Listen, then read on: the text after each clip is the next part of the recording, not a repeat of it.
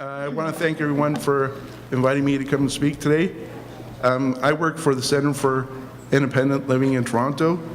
My name is John Mossa. I am the Independent Living Skills Trainer, and as was mentioned before, I have muscular dystrophy.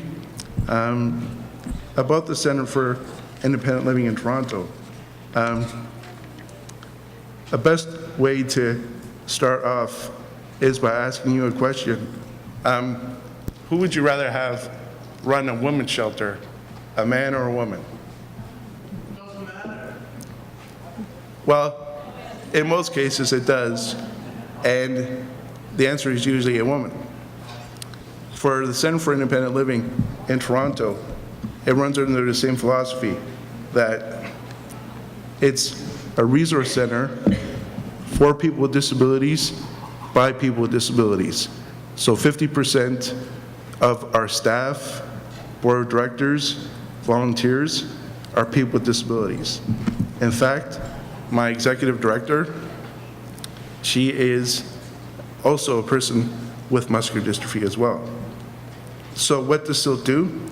It helps people with disabilities take control of their own lives and live independently in the community. What does that mean?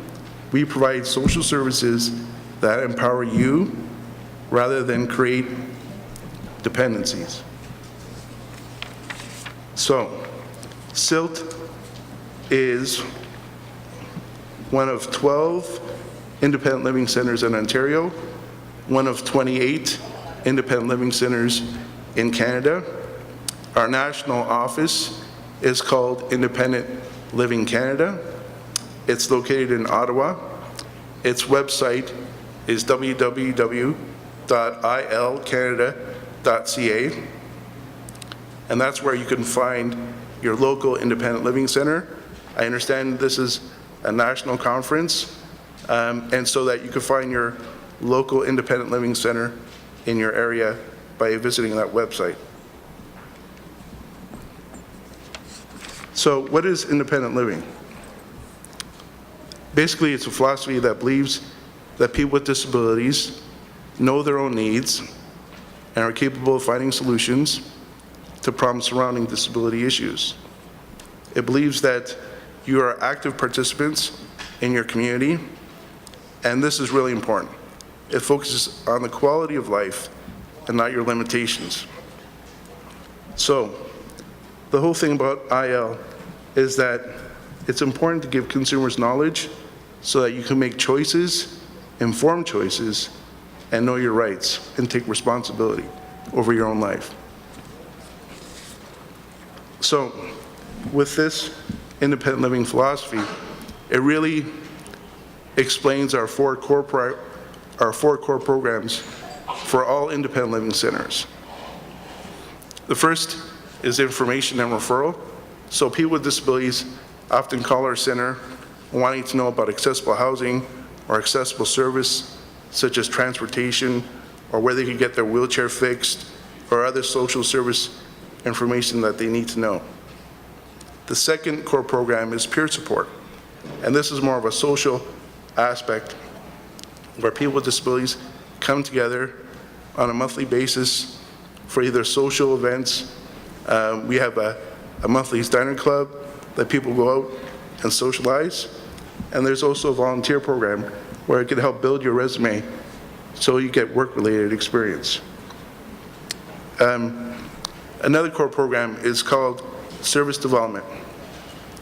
And this is basically sort of our research and development program where things start out as a project and they develop into programs for unmet social service needs that are in our area, such as Toronto. Two programs that have developed into programs are the Project Information Center and the Direct Funding Program, which I'll discuss a little bit later. And then there's my program, which is the Independent Living Skills Training. So,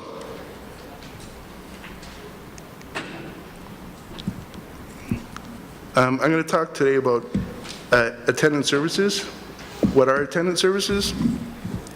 Basically, attendant services are physical assistance of routine activities of daily living, such as dressing, showering, bathing, transferring, and toileting that is directed by the consumer with a disability. And the physical assistance comes from an attendant that helps a person with a physical disability. In most cases, there's eligibility criteria for accessing attendant services. For Ontario, basically, you have to have an Ontario health card, you have to be at least 16 years or older, you have to have a permanent physical disability, and that you require physical assistance with those activities of daily living that I mentioned. You have to be able to direct your services, you have to be able to know what you want, when you want it, and how you want it done. And you must be able to meet your medical or professional needs in the existing community health network. So if you need an occupational therapist, you could get that either through what is in Ontario, through a Community Care Access Center, or through your doctor, or if you need physical therapy, the same thing as well. So there are various different attendant service options that are in Ontario and specifically in Toronto. There are probably similar programs across all the provinces, but they probably have different names. So the first type of attendant service is called Attendant Outreach Services. Basically, this is where attendants come to your home and provide attendant service between the hours of 6 a.m. to 12 p.m. at night on a preset schedule, and they can also go to your workplace or post-secondary education such as college or university.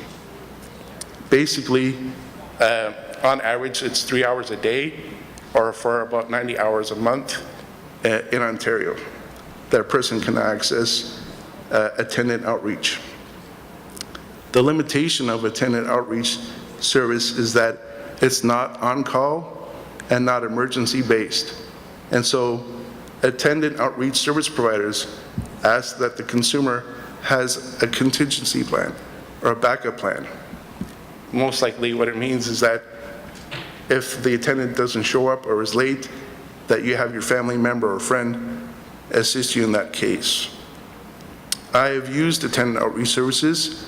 I've lived with my parents up until I was about 32, and I had a service provider that would come provide about 3 hours a day to my home, about 2 hours in the morning, an hour in the evening for going to bed. But with muscular dystrophy,